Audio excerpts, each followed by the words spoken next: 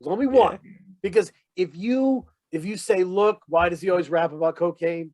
That's fine. Go to datpiff.com, look up We Got It for Cheap Volume 3, press play on the 20K intro, and follow it through to the 20K song, and you'll never have to ask anybody again.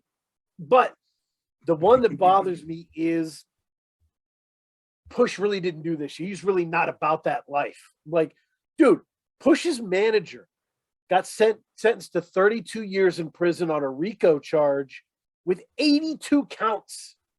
Son. Like, federal investigation. The Virginians said he was running a $20 million a year drug ring.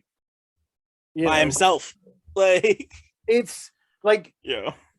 Drake can't say that. Like, that's not what, you know what I mean? And the people calling him not a drug dealer who are just reviewing him, they can't say that either.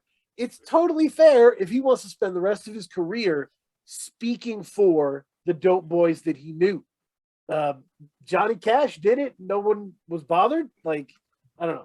That's right. The thing on this new album that kind of bugs me with that criticism is there's creativity on this album and people don't really recognize what he did. Because you look at all those Clips albums, Pusha and Malice, they have their flow. But on this new one, Pusha, he's really trying to hit different flows. Yeah. You can tell I'm rapping about what I'm rapping about. That's his thing. That's his life. That's always what he's going to be. But he clearly recognized that as a musician, he had to do something a little different. Now, whether you like those new flows or not, that's up to you as the listener. You know, everyone's going to have opinions. But I think it's really unfair. And like, you know, my whole thing is I'm always the watchdog. It's like, oh, if this was a rock act, no one would ever give them shit for that. Like, that's my whole shtick on Twitter and whatnot. But I feel that like people aren't appreciating his creativity on that side of things because, you know, I guess the one that really went viral was that Variety article. And I don't know who wrote that. I don't want to talk shit about anyone, but maybe it was more of a pop oriented review for a general audience. But, you know, if you listen to rap, you know that this album doesn't sound like another Push album. Like, he did his thing on it. And then like, at this point, we just have to decide if we like it or not for ourselves. Right, totally. Like, you know, like on Neck and Wrist, which I'm not really a huge fan of, like, that's a Valet flow he's trying out. And like, it sounds good on him, you know, I liked it. Like, the actual song itself is whatever, but like, I was like, okay, look at that. Like, because I'm a big Valet fan, but like, you know, like, I was just so like, Valley. It's Valet?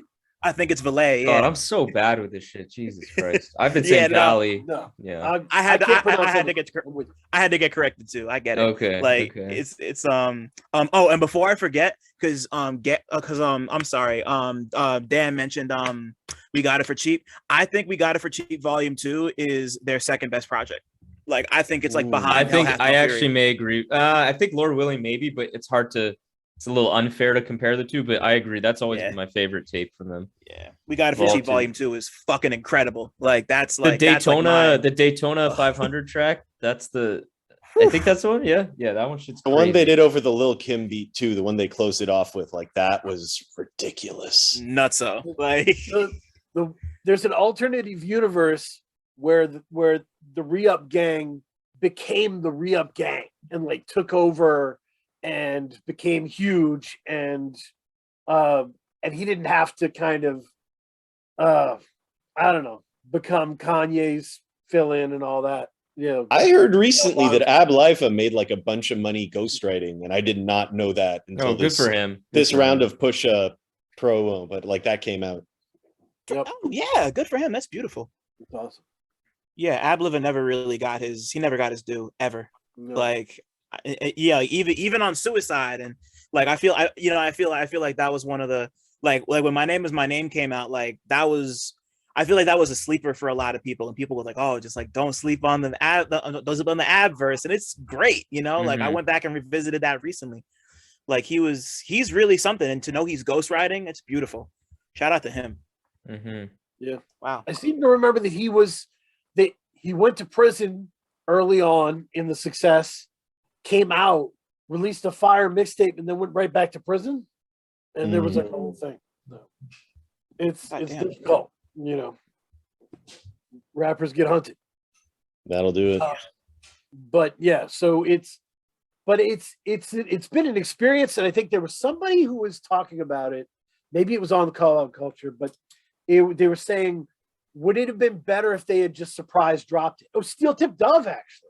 Steel Tip Dove was saying, Shout out to would this have Dove. been better if they had just surprise dropped it? Like this album, it's almost dry. Yeah. I would say so, yeah, but I don't think it's a major thing. But definitely, Diet Coke already sounds quite random.